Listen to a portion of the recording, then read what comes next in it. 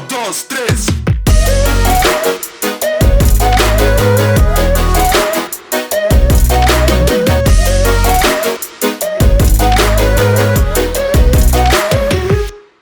Hey everybody, welcome to the Dad Challenge podcast. My name's Josh. Today I've got a very special guest, Heather from Just the Bells 10, right? That's the name of your channel?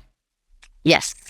A long time ago, a bunch of people asked me to bring somebody on the channel who was quote unquote doing this thing right. And I was looking for somebody, and actually it wasn't that person that brought it up. It's actually my wife who brought up your channel, because my wife watched a little bit of YouTube here and there, and she likes your channel, and she said, you should check this lady out. She's really cool. And so I started watching some of your cooking videos and stuff like that, and kind of following along. And then as I was covering Dr. Dozen, some stuff started coming up about like some similarities between you and like Crazy Pieces, Crazy Middles, and like adopted life family vlogs.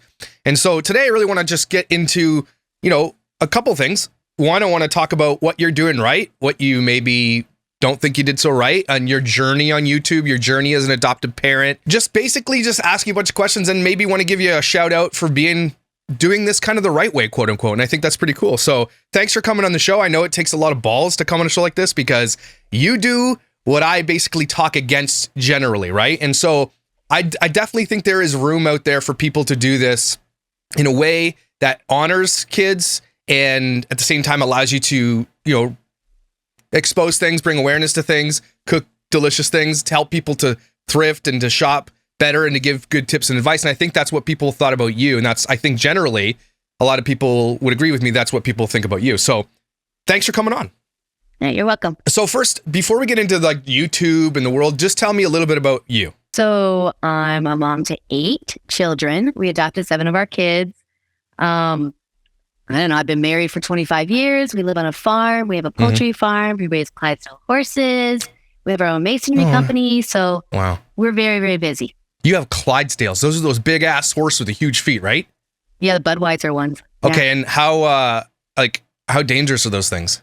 I'm afraid of them, but my husband's not, and my kids aren't. But they're babies. I mean, if you just train them like other animals, and I don't know, they're really amazing. Nice horses. Though. I love horses. And can you ride Clydesdales? You can ride Clydesdales, yeah. Jeez, how many do you have? Well, we have right now 8, and we're going to be buying a couple more. So I would like to come for a sleigh ride sometime. Okay. That's awesome. Okay. So you have a farm. You guys are hard workers. That's kind of the thing that a lot of people told me about you as well, is that you guys are hard workers. You don't actually rely on social media for your income at all. You just do that because it's something you enjoy doing. Right. Exactly. And I imagine all your kids have chores. They all work hard on the farm. They all have their certain things that they have to do. Yeah. So my daughter actually runs our farm, the poultry farm. And then my 3 boys work for our masonry company. And 2 of them just got their CDL. One's 18 and one's 21. So they just got their CDL so they can kind of expand the business. That's great. And so they all have jobs. My youngest 2, of course, they go to school full time, so they don't, but they actually help on the weekends. And then they help around the house. And then when we have campaigns for like TikToks, they all get a cut in that. So that's cool. Then that goes into a savings account and stuff for them. So yeah, we'll get to that, because I want to talk about how the sausage is made. And I think you're going to have some input on what I think, because I know what I do on YouTube, what it makes, but you're more the big TikTok. You have over 1 million followers on TikTok. Is that true? We do. Yes. That's awesome. Like, that's a huge number. So now I'm going to talk a little bit about the adoptions first, and without, giving away tons of information, because, that's not what we're about. But tell me why you guys chose that path and the journey and how it's been. Because I'm an adopted dad, as you know, and I think that's, I think adoptive families on YouTube have the right idea. I just think they execute it improperly. So tell me about why you chose that journey. So when my husband and I got married, I was basically diagnosed with infertility. The doctor said I probably wouldn't be able to have children. And so we actually adopted my oldest son, David, through private adoption. And it was such a blessing, because our parents, it's pretty expensive to adopt through private adoption. Our parents gifted us the money we needed to adopt David. And so I was very, very thankful for that. And, we couldn't afford to keep adopting children like that. So we decided to get into foster care. And it wasn't to adopt children, but it was just to be a part of something to maybe help the parents as they were trying to get better. Because foster care, the goal is reunification.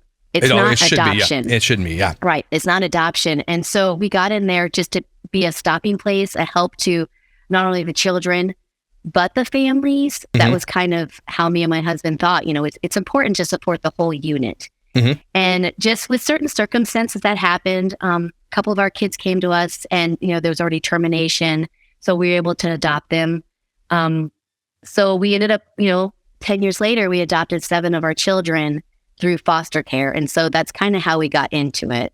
And how many kids have you fostered throughout the years? Well, we were foster parents for 13 years. And I can't even count. I'm sure we've had probably close to 100 children that's come in and out of our homes. Yeah. And so that's, a bunch of my friends are foster parents. And I think it's one of the most important things anybody can do that can do it. And it's not for everybody, obviously. It can be heartbreaking. And it can be rewarding and everything else. And I just want to give you props because anybody who fosters out of the kindness of their heart, I know you do get paid to do that kind of stuff, but it's not a lucrative position. You're not making, millions of dollars doing that. And so, thank you for doing that. And that's a big deal. And so you've over the 10 years, you finally ended up with 8 kids, and now 8 kids are coming along. And I'm sure there's trauma that comes with all that. I don't want to dive into that a little bit, not specifically, but like overall. And, because what I do talk about on this channel, as you know, is I do talk about a lot of fostering adoption families who I think when they bring these kids into their home, they're not actually doing the thing that they need to be doing. Now, when it comes, as you know, foster kids come with a lot of baggage, a lot of trauma. And so in your opinion, if anybody considering adoption or fostering, what kind of therapies and what kind of things do you need to be aware of before you go down that journey? Well, honestly, I have a lot of people that ask me that, like, foster parent, what do I have to do to prepare? And honestly, I don't think you can prepare to be a foster parent because you have so many children coming into your home with varying degrees of trauma. And so each one that comes into your home, it's a different case. Like there's just different things you need to do. And I tell them to expect to have like every emotion possible all at once, because foster care, it's basically a breaking of the family unit. That's why there's foster care, right? And so you have these children coming in your home that they aren't sure where they're going to be the next day. They're not sure if you're going to love them or take care of them, or if they have food on the table, And so it's really important to just, for us anyway, we integrated them into our family like they were our own, but they knew they had another family. So we were kind of an extension of that family. And so if we did chores, they did chores with us. We didn't treat them any differently than the kids we had adopted, but you're constantly running. You're running to occupational therapy. You're running to counseling. You're running to, just tons of therapies that you have to take them to, not only in visits with parents. You have to be a part of that too. So there's a lot you have to do if you get into foster care. And if you take more than one in at a time, then now you have double the load. And so it can be a little super busy and stuff, but it takes a lot of time. That's for sure. A lot of time. That's Noah. That's cool. Hey, Noah. Now, you brought up something there that was really important to me. And, another person I talk about a lot is like, they don't like make their kids do chores. I know this is like semantics and these are just little tiny bits of questions, but like when you have this many children, even as a large family, how important is it for them to have responsibilities like cleaning, like cooking, like learning how to do things themselves? What do you do differently? And how important is it that you should be doing those things? So with our family, we did have things for our kids to do because I felt like when they were coming into our home, they wanted something to be proud about. And so we would set up a chore list. Everybody would get to pick one. And I had kids that come into my home that they'd be in charge of loading the dishwasher. And they'd come up to me and say, I got to load the dishwasher. That's my job. And they were so excited. And you could just see like how proud they were because they were accomplishing something. They had something that they could do. And it also made them feel like part of the family. And then having a big family, you have to be really organized. So when my kids were younger, I would get up before my kids. I would have a list of jobs to do. They had to pick 3. I didn't care when they got them done. Once they got them done, they were done. That was it. And I really think it teaches them responsibility. It also teaches them to be proud of something that they've done, because that's theirs. They've accomplished that, and it also created my kids now, because I'm seeing it now, right? Because my kids are older. So now I'm seeing my kids still have that work ethic. They want to accomplish things on their own. They want their own businesses. They want to buy their own homes. they never sit still. That's why we had to build a full-size basketball court and a sledding hill, and our front yard's a football field. Because when they were younger, we instilled those values into them. Yeah. You know, and you can't make a big family work if everybody doesn't work together, because mom will be worn out. I can't do it all. I mean, what's the phrase? Many hands make light work, right? And so when you have a bunch of kids that are able to help and they have chores and they're feeling a part of it, I think structure is one of the big important things that we talk about a lot on this channel, about like how some other channels don't have structure for these children. Because again, we're relating this to family vloggers in a way that means, like, what do you do differently? And that's why I'm saying all this, is that the structure is there. I think you're doing more of a realistic, classical look at a family, whereas these family vloggers, they just want to be famous, and these kids don't have to do anything, and they don't understand the work ethic and anything. And again, one more thing I think either that you do right, teaching your kids strong work ethic, having a sense of belonging because they're a part of something bigger and not just the content, for lack of a better term, right? They are there, they are part of it. And so that kind of, let's squidge into, it's a good segue into, when did social media become a thing? Why did you decide to do that? Honestly, I think a lot of other people, COVID hit, and we were locked down for 6 months. And my son Gideon said that you'll never be famous on TikTok because you're too old. And I'm like, okay, that's a challenge. Rude. And so, horrible. And so I started my TikTok page, and honestly, our page grew when I had put a video of Joshua on. And it wasn't anything specific. It was just basically saying how he was given no hope. And then look at him. And people loved him. They loved him. And I thought, oh, people really like Josh. And then as I'm cooking and stuff, people are seeing all these other kids and they're like, I don't understand. You have a group home? And I thought, oh, this is a perfect, opening to explain our family. So then I started sharing our adoption story. And I shared our adoption story of us, how we got our children. And then people were like, oh my goodness, you have adopted kids. And then, honestly, I kind of got into people like it. We're getting views, we're growing. And then sadly, unfortunately, I started to share some things about Joshua, not realizing it was intrusive to his privacy, but people loved it. Yeah. And every time I put him on, I got millions of views. Yeah. And that's a very important topic. And that's one of the reasons I talk about what I talk about, because I don't think any of those people started out with bad intentions. I think that once money started rolling in, the intentions changed, because you have to create content. Once you go from creating content for like fun and, just sharing a story because you got a crazy story to tell or whatever, and it goes from that to creating content because you got to make money, everything changes. And I think what happened there is the money was more important. So you're talking about the story that you started oversharing with Josh. What happened that changed your mind about that? When did you start feeling uncomfortable about what you were sharing? I mean, honestly, it took a while. Because I never shared anything about the bio parents. I never shared like my other kids' story, but I did share Joshy's story because I thought I was bringing awareness, but then realizing that their motives weren't right. And it honestly took a while. And then I started seeing, I had mentioned this before, Mom Uncharted.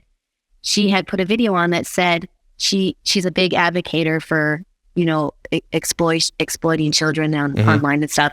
And she had put a video on that said, if you didn't have your children in your videos, would your page still survive? And I thought, I don't know if it would, and that was my first eye opener.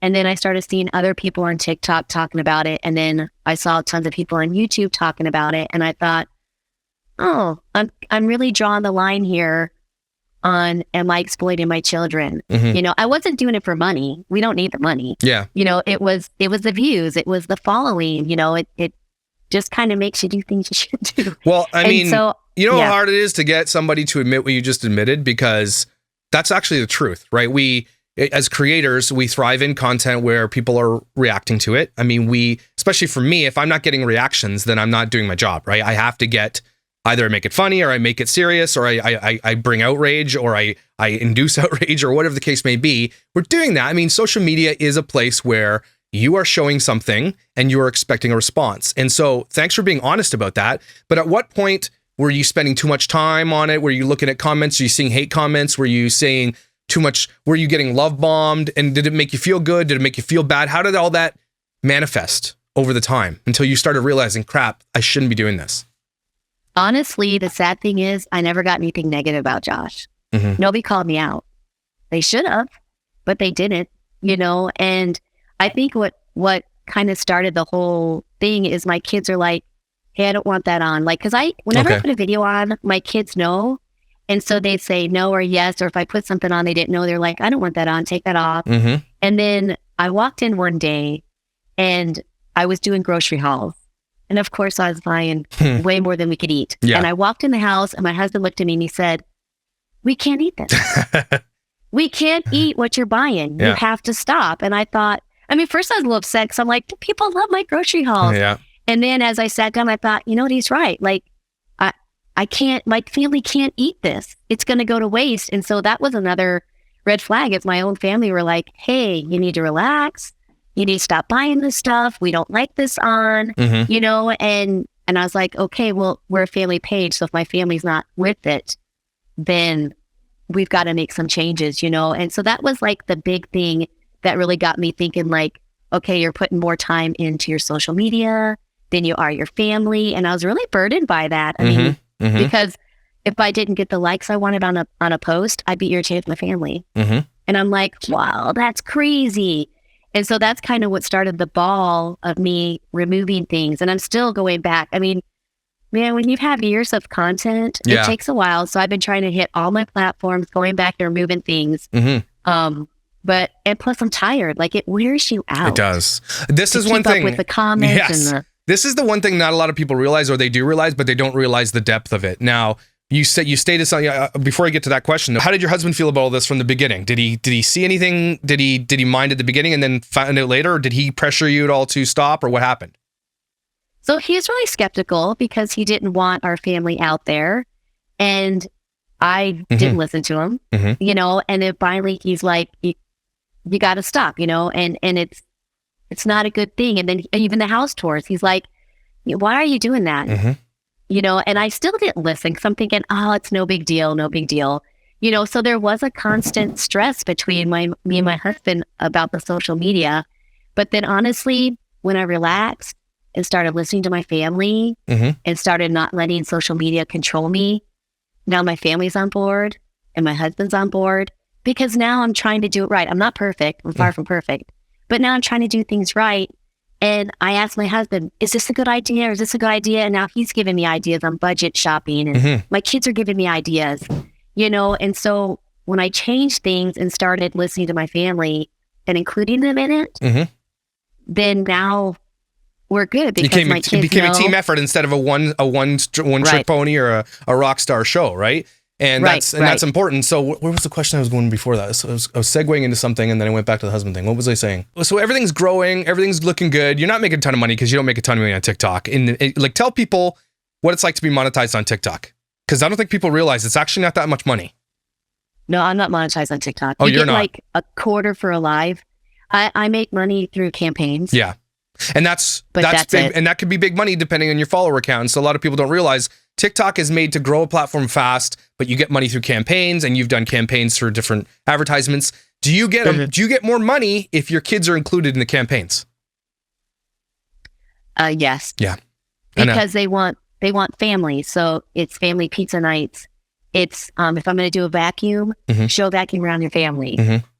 So yeah. So in those contracts, they want you to show your family, and you get premiums for that stuff. And I know this happened because I've spoken to another family vlogger who said, yeah, if you don't put your family in, they're not like, you get more money to show your family. And that to me is like, okay, but you said that you put the money aside for your children. If you make any, it's theirs. And that's good. I mean, you probably did that from the beginning anyway, because again, you don't need this to make money. Whereas these other vloggers that I cover, generally, they don't have any other way of making money, which I think is silly, by the way, because nothing is guaranteed on social media. You could be gone tomorrow, right? It could be gone in an instant. If you don't have something to back that up, like I said, I'm never going to make this my full-time gig. It's never going to be, because I could be gone tomorrow. Then what am I going to do, right? I'll be screwed forever. So it's something that I've made a promise to myself and my family that I'll always provide for them. But you guys have lots of streams of income, but so many families out there rely solely on social media for this. And a lot of their channels are dying because I think family vlogging is on its way out. I think it's, not like completely going to be gone, but I think the exploitation part of it is being frowned upon more and more, which again, you saw over time. And I think you're going to see that shift. But tell me some of the good things that happened on your channel that good memories, good things you did, good things you're proud of? Like, what do you hope to achieve on it? Honestly, I think since we made the changes, it's been a lot more fun. So we've been sharing a lot more of our big family cooking. Mm-hmm. And just like our traditions and how our family works, I found that, yeah, our adoption story is important, but people want to see like how a big family works. Mm-hmm. And I tell people, like, people message me like, oh, you really don't cook like that. And I'm thinking, I've always cooked like this. There just wasn't TikTok before. Mm-hmm. You know, and I even sat down with my kids and we're kind of talking about it, because some people, when they give you comments, you're like, oh my goodness. and I'm not doing anything that I didn't do before. It's just now on TikTok. And so I think the fact that we're enjoying it more, and I'm not pressuring my children to have to be on it, just like with campaigns, I'll tell the kids, hey, Papa Murphy's contacted us. Who's in? Oh, I'm in. Yep. And then we figure out what a price wise. And so for my little kids, they're a little younger. So I set up savings accounts for them. So they get a little bit of money to spend, but then the rest goes into a savings account. And my other kids are older. So youngest 15? 16. Almost so 16. Not really little, but yeah. And that's Yeah. good. I mean, the one thing that I've said in this channel a bunch of times, and I hope you can prove me wrong, and you're going to have to, is that I say that it's almost impossible to love a large family, to give children the personal attention they each need. Now, you have 8 kids, and a lot of the families I cover have like 16, 18, 10. But tell me how, and I probably should have asked this at the beginning when I was talking about the adoption path, but how can you parent 8 children and give them the attention, love, and personal attention and time alone that they need? Because I have 4 kids, and I find it difficult. So what would you say to those people who have large families? Like, it's clearly possible, because I can see in your art that you were always meant to be a mom, and it just seemed like it just didn't happen for you. So you said, I'm going to do this route. And I think this might be my old pastor guy coming out, but it seems like that's kind of what you were made for. But like, how do you do it properly? I guess for one thing is, when our kids were younger, they weren't given phones. Mm-hmm. And so my kids, when they hit a certain age, got a talk and text phone. And then when they could afford their own phone and got a job, then they bought their own phone and paid for their own plan. So that was a big thing. They weren't on social media a lot. We didn't have an Xbox. We didn't have that stuff. I mean, my husband is really big on family and doing things as a family and working together and playing together. So we always created things that our whole family could be together and do things. And like right now, my kids, 3 of them are moved out, and every night they sit around my 11-foot counter. We eat dinner and talk about the day. I don't ask them to come over. It's just they want to be together. We want to be a family. And also when they were littler, we would take 2 and we do something special with them. Or maybe we take a weekend and take 2 of them. So we did take turns with the kids. So they kind of had alone time away from their other siblings. But I think our situation is so different because each of our kids came from a home that was broken. And they wanted that family unit, and they wanted to work and have lots of siblings. And like Haley, it's so funny. I'll tell you her story really fast. My social worker called us, and she's basically the one that put all our kids with us. And she says, congratulations, you're having a girl. And I'm like, what do you mean? She goes, I have a little girl here that wants to live on a farm, have a big family, go to church. And I'm like, oh. And she goes, and I'm bringing her to you next week. And I'm like, oh, okay. It's like, I called my husband and I said, it's a girl, And so I feel like my kids really wanted this family unit. And what's really great is I do have to bring up is we also have a lot of extended family. Okay. So even though foster care, a lot of people say can be open or closed, but foster care is closed. So when you adopt the children, it's considered closed. That's just how it is. And so we chose that if our kids, anybody in their family was doing good or healthy and strong and, taking care of themselves, they could be a part of our family. So we have uncles, cousins, siblings, grandmas, grandpas, moms, dads that are part of our family that come over, hang out with us. We have dinner together. And so that's a huge part, is having them a part of our family too, because they're kind of our extended family. But you touched on something important there. If they're doing well, if they're doing healthy, it sounded like you created a boundary or at least some kind of benchmark that they had to clear in order to be in front of the kids again. Because as we know, and I grew up in a home like that, it might not be healthy to be in front of a person that's not doing well, especially, with attachment disorders and everything else that are going on. So that sounds like you did it right. And for me, it was more just like, I've always said I feel like it's impossible to love that many kids and give them the attention they deserve. But it sounds like what you did was you just went the old fashioned way, which everybody seems to want to hate right now, which is whatever. I don't care. I always get flack for saying sometimes maybe the old fashioned way is the best way, which is no phones, no social media. I mean, it sounds like you guys live on a farm. There's lots of work to do. There's lots of fun to be had. I mean, maybe you should build a pickleball court, just my suggestion. But that's our next job, actually. We're gonna put one of those up. That's great. So part of me is like, you guys have it a little bit different than most people have. No, not a lot of people live on farms with farm chores and, are blue collar tradesmen. A lot of the social media people that I cover, that's what they do. That's literally their life. And so those kids aren't getting any life experiences because the only life experience she has is YouTube, and she has no other life experiences to show her children. And that's, again, I think you've convinced me that there's a way to do it. It just, unfortunately for a lot of people who are going to hate this, it's the old fashioned way, which is good old fashioned family fun, like from National Lampoon's Christmas Vacation. So, I mean, that's great. I appreciate the honesty in that answer too. Now, what are some of the things that you've created? Like, what are some of your favorite things you create? Is it cooking? Because I've seen some of your cooking and damn, I'm coming over for dinner and play with the horses. It's definitely the cooking. And then I think our traditions, when our children came into our home, a lot of them didn't have traditions. They didn't have like a history. And so when my children came into my home, I wanted to at least start a history for them. And so I'm very big on tradition, like for birthdays and holidays. And I've always been like this because I knew my kids need something. So as they get older, they have something to remember. And like our birthday traditions, let's say it's one of my kids' birthday the next day, and we decorate at night while they're sleeping. So when they wake up, the whole house is decorated with their cake and everything. And I almost didn't do that because, we have 10 people in our family. That's a lot of work. And it is. It's a lot of work because you can't get the cake out. You can't get the presents done. And so I almost quit it. And I remember my son David talking to Robert. They had just come into our home. And I don't know what I was doing, probably doing dishes. And I heard David tell Robert, this is this really cool thing about birthdays. So like when you wake up in the morning, Mom's going to have everything set out for you. It's so cool. And I thought, oh, great. Yeah. Can't get that tradition.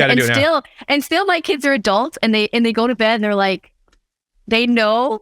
So they try and put on a face like, but yet they wake up like, yes, they're excited. And so I make sure I do a lot of traditions. And that's why we have this big countertop is because I want my kids to be around it. I want to hear about their day. I love just sitting here watching them all talk and laugh. And it's just it's important. It's important to have that family time. And I have to tell you, I've been putting my phone down so much. Like I do my posts. And me and my daughter were talking about that today because she shut down a couple of social media things because she's like, Mom, I spent too much time on it. And I said, me too. And so I just post and I go because I can't do what I have to do. You can't let it take over. And that's where I was going. That was the thing I forgot about. We don't see the ramifications and the deep impact of how much time you have to spend on social media when you are doing social media full time. Now, you weren't even a full timer and you said it was taking over a lot of your time. And all these other family vloggers, give me an example of how much time you spent as not a full timer. Reading comments, posting content, thinking of content, looking at other people's content. How much did that take over? Well, I wasn't getting anything done. I wasn't getting my housework done. I'd wake up in the morning, check my social media, see how my views are. I did that all day, enough to where my neck hurts. Yeah. It really, I wasn't exercising anymore. It really did take a lot from me. And I didn't realize that I was doing it till my husband's like, can you ever just sit here without your phone? And I'm just like, bird. Do the little flames, okay? Bird. And my family was calling me out on it, especially my husband. He's like, oh my goodness, like you have to put that down. And I'm like, what do you mean? Because I'm thinking it's my job. It's might not bring the money in, but I mean, I'm a stay-at-home mom. So you felt there was a sense of accomplishment with something you were building. You were getting attention. Over 1 million subscribers is a lot to see. Tell somebody you have over 1 million followers. It's a big deal. Okay. There's clout involved with that. There's like a sense of, superiority is not the right word, but a sense of like, hey, you got 1 million followers. That's a pretty big deal. Okay. That's like 1 million people have decided to click follow on my account. That means something.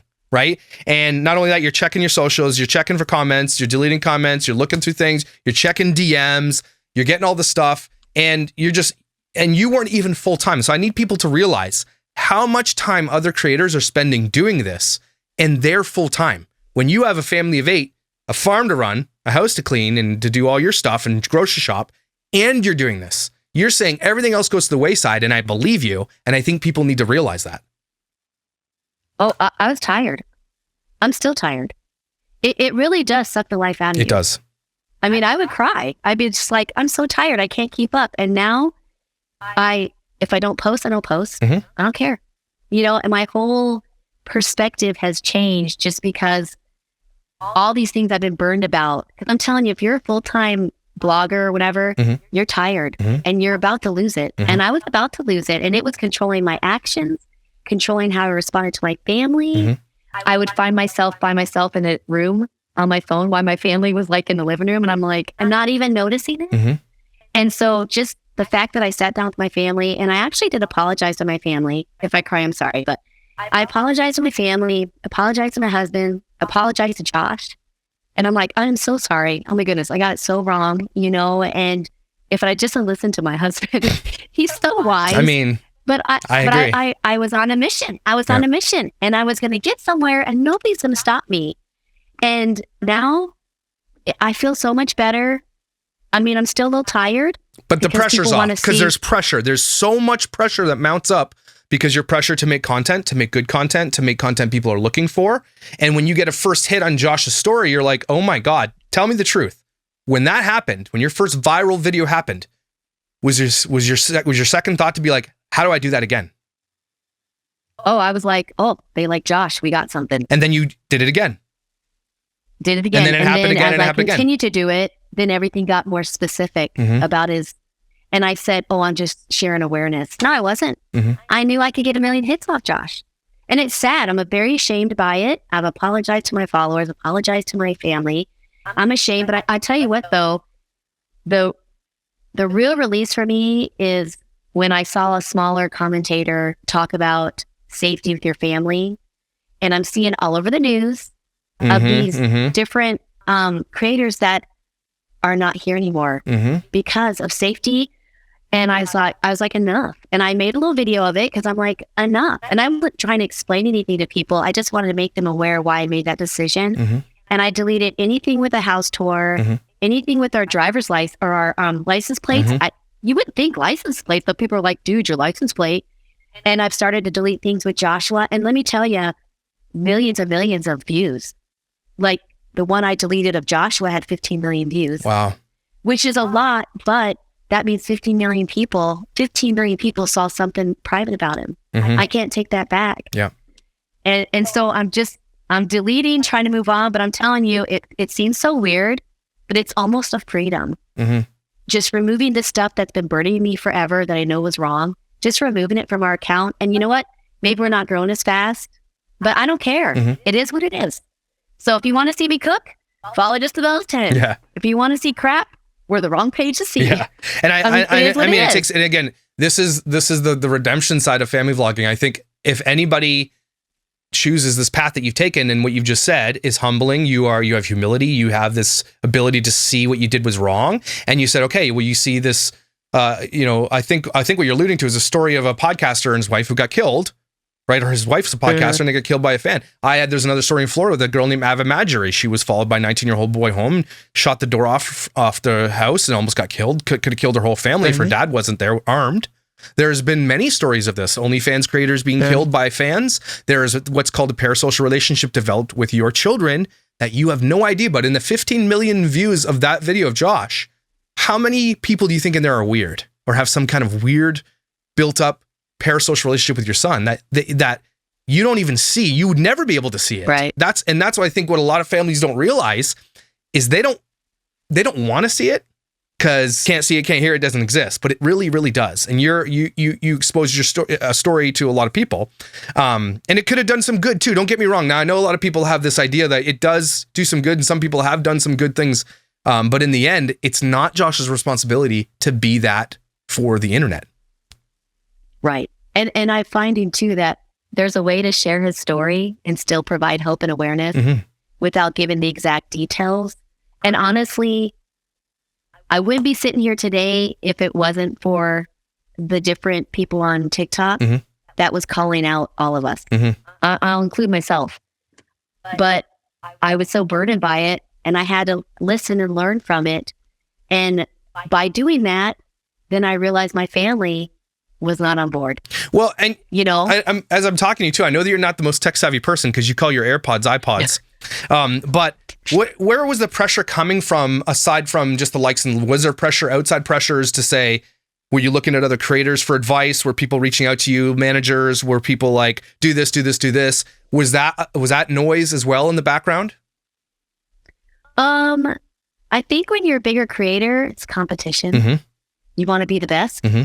And yeah, I mean, I saw different creators for, advice. Some advice I got was good. Some I'm seeing now wasn't the best. Because when you first get on there, you don't know. Mm-hmm. You don't know. Agreed. You see these bigger creators, you're like, oh, I want to be like them. And it's so odd because a lot of people don't realize, like a lot of those big creators you see, there is so much drama in the background. Mm-hmm. Like I could tell you dozens right now of different creators who are upset with each other. And I'm thinking, holy crap, like what in the world? And you just don't think like that. But when you get bigger, it's a competition. You want to be the best. You want to have all the views. Mm-hmm. You want to be on top. And honestly, I've realized there's always going to be somebody that's higher up than you. You're never going to reach the top. And that's something that you're trying to acquire, but you'll never get there. You won't. It's not realistic. And you'll never be on top. In your pursuit of that goal, you end up losing everything else. You lose, because it sounds like, you tell me your family's the most important thing to you, and you for a time, that was put to the side. It was no longer the most important thing to you. The most important thing was the clicks and the views and the likes and the comments and all this stuff. And then you had an epiphany, or you listened to your family, which again, family vloggers don't. If you actually think about this for a second and hear how many kids have come out of the other side of this thing, and all the AMA Reddits I've read, and all the articles that are being written right now, and this guy who is the twin, I forget his name, he came out and did a story about how child actors and everybody else pressured into this lifestyle. There is not one yet that I've come across that's like, I loved my time being this for the internet or for acting. None of them enjoyed it. Yeah. Now, what you might be doing is shifting to something that's more like family based and their base. Hey, let's have fun. Let's cook your favorite meal. That's not a big deal to me. Like in the same breath, like I know that I'm so black and white on this issue, and you know that I'm a black and white on this issue. If you make money off your kids, you're exploiting your kids. But if your kids are old enough to consent, so be it, right? But I do realize that there has to be some leeway and some gray area where it's like, okay, if you're going to cook some meals, or your kids are going to show me that they're the best bow and arrowist in the world, or archer in the world or something. It's a little bit different. So again, talking to you has made me realize a little bit there is a place for this type of content if the parents are kind of doing it like you're doing it. Do you know what I mean? Like, I mean, that's really hard for me to say, even as my channel has grown to the position where it's gotten.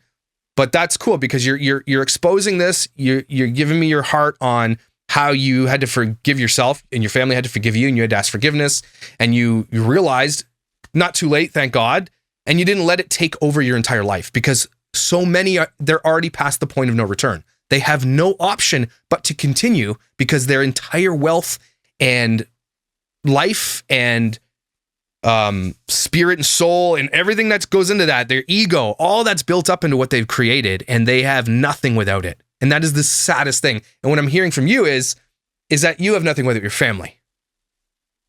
Well, and I tell you too, one other thing is, when I was getting really exhausted, I was sick of the campaigns. Mm-hmm. I was tired. And so we decided to back off, and I've barely done anything because it's not worth it. I mean, I'm just so tired. The money wasn't worth it. Mm-hmm. I was just exhausted. So we even stopped doing campaigns for a while, and we're barely doing anything because I just want to enjoy the page. Mm-hmm. Yeah. I want to enjoy that. And I think people can see that when you stop enjoying the page. Oh, yeah. And and I can only do what I feel like is best for my family. I'm only accountable for my family, not other families. Mm-hmm. So I just have to do what's best for our family. And I think the most important thing is, I wasn't aware that I was separating myself from my family. I wasn't aware that I was making them do things they weren't comfortable doing. Mm-hmm. I wasn't aware of that because I was just looking at, you're looking at your phone. all these followers, they love us. And then I'm thankful that my family started to speak up and say, dude, I'm done with this. Can you put the phone down? I don't want to be videoed, Mm-hmm. But I never surprised them. You know, I would show them things. Sometimes I guess I would. I guess I can't say 100%, but, you know, but you just get tired of all of it. The money's not worth it. And also, you had said earlier, this isn't forever. Like I was thinking the other day as I wake up, okay, in 10 years when I'm a grandma, am I still going to want to be on TikTok? Probably not. You know, it's not realistic. It's not going to last forever, and you can't even grasp it or hold it. Like it's nothing. Yeah. So, but your family is. Yeah. And I wish they all would hear this, and I hope they're watching, because I don't think that they realize until it's too late. And I think this is the story, time and time again, the human story, is that anybody in their deathbed, when these people get to their deathbed and when they ask what they regretted the most, I guarantee you most of them are going to say, I didn't hold my family together the way I should have. I didn't spend enough time on family because I was too busy recording. I shared too much about my kids. I did this and that, and my kids didn't get the privacy that they deserved, and you know, I didn't protect them properly, and they're all going to regret it. I can't see one that I cover that they're not going to regret it. And so I think the smartest people are waking up early, and they're seeing it now. Even people that have been forever and say, okay, I'm taking my kids off, right? They're like, okay, they see it. And as soon as I see someone that does that, I immediately have way more respect for them, because I'm like, okay, they saw it and they changed. Whereas, you know, other people have seen the dangers and all the shit that's gone down and yet refuse to change. And that's, I think, overall, the story of this whole entire thing is really not just about exploitation of children and do this and do this. This is when you see the dangers, when you see the shit that's going on and you change, that's the kind of human you should want to be. I think someone said to me the other day, I read it somewhere, you become the person that you would have trusted as a child.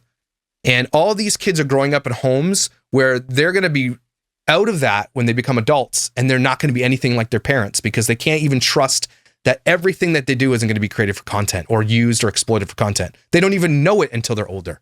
And so all these family vloggers are going to, and maybe not all of them to a degree, but they're all going to suffer in their relationships with their families, even though their main point of a lot of their content is, look how good of a family we are. Because we all know that it's not what they show. And family is never like that. And the fact that they're fake like that scares me even more, because those kids see two different worlds.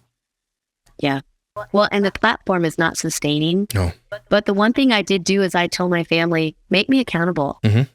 If you see something, make me accountable, because you do get caught up. Like, I understand some of it because you get caught up in it. You get caught up in the fame. You get caught up in the, you're a great mom, you're a great mom, you're a great mom. Yep. You know, and that's nice to hear. But when people tell me that, I say, it's not me. My kids created me. My kids are the heroes. It's not me. I didn't go through those struggles. My kids did. You know, and I'm thankful that people say that, but the true heroes are my 8 children. It's not me. They created this right here. They created me. And I failed them for a while. And it's very scary to be in a position where you aren't aware of it. And then luckily I have a husband that's like, done. You know, and I'm like, what am I going to do? I mean, okay, I need to adjust that. I need to fix it, you know, and take a little break. And then I'm glad I am where I'm at here now. And I think if anybody's listening to in the family vlogger world, I think if any of them gave that a shot, just took a break and then reassessed and came back, they would all be happier if they stopped exploiting their children. I know they all would be. I know they'd all feel a lot better about not exploiting their children. Nobody feels good about it. I don't care what they say. There's nobody that sits at night and be like, I'm so glad I exploit my kids for money. Nobody says that. And if they do, they're lying. And I think if they took a step back and realized if they created content back where they started, for the joy of the content, for cooking and cleaning and doing cool stuff, right? They didn't need to change it, because even if your view counts go down because it's getting a little stale, okay, that was your time. You don't have, like, the thing about family vlogging is it ebbs and flows. And so even the biggest ones, there's a family that people wanted me to cover, and they have 6 million subscribers, and they've barely break 80,000 views at 6 million, because their content is dried up. It's old. And so the next thing she wants to do now is exploit her kid's mental illness and everything else, or illness that he has in the hospital. And so they all feel like they need to push the boundary until it's way too late. And they've told you when their daughter started the periods. They've told you when the first kiss happened. They've told you everything that kids have done in a hospital and all the medical diagnosis and their kids at the dentist. They've done everything, and it's too gone. It's too far gone, because people stopped watching and they needed to create something else. And you, thank God, woke up before that. You had people who obviously love you very much and want you to, you know, wanted to be around you. I mean, that says a lot about you, Heather. They're like, look, we want you to be here. And it says a lot about those other ones where their kids don't give two shits whether or not the mom's around or not. So if anything, take that as a props. They wanted you in their lives. And that's something I just thought of. It's an epiphany. Whereas they're like, you're not here enough and we need you to be here. Whereas you see these other creators, you never see that. Those kids don't care. And that says a lot. And so you created something, you started something during COVID, and that's when I started too. You woke up, I think, just in time. You didn't waste too much time. These kids are pretty much grown. It's only been 2.5 years or whatever. So you woke up just the right time. And I want to give you props, and I want to give you, digital high five for hearing it, understanding it, and changing it, which so many don't. Yeah. And that video that you did, that's what the people told me to cover that. And I said, okay, I'm going to contact you instead. And so I just wanted to make sure that you are given the proper recognition for that. Well, thank you very much. I don't know about the other families, but like I said, I just know what works for us. And I think some things are just common sense. Mm-hmm. Like, I don't understand some of that, but I'm just learning for me. And I'm going to do what I need to do, what's best for my family.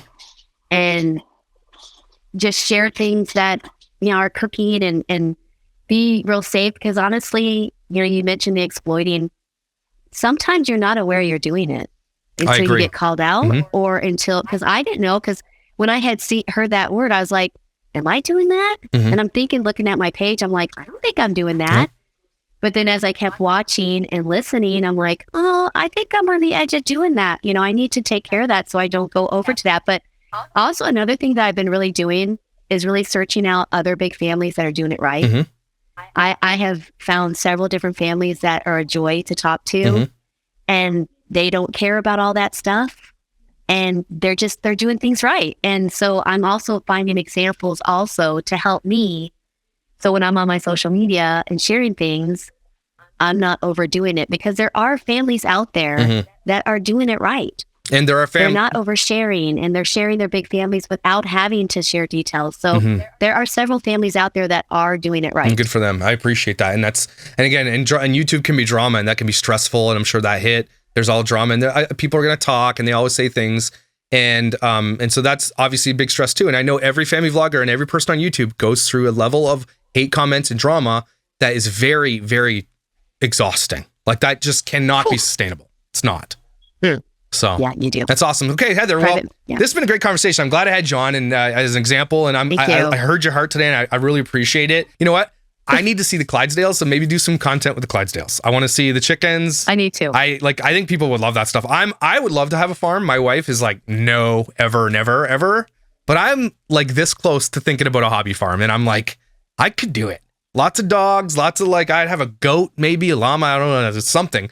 But I love that stuff. Crazy. So I appreciate you, and I think we've learned a lot today. I'm glad you came on, because again, I'm not the most popular platform to do interviews on, but I'm glad you did. I think my people will know, and I've had so many comments about you anyway, and so those people are already watching you. And so guys, head over to JustTheBells10 on TikTok and YouTube, subscribe.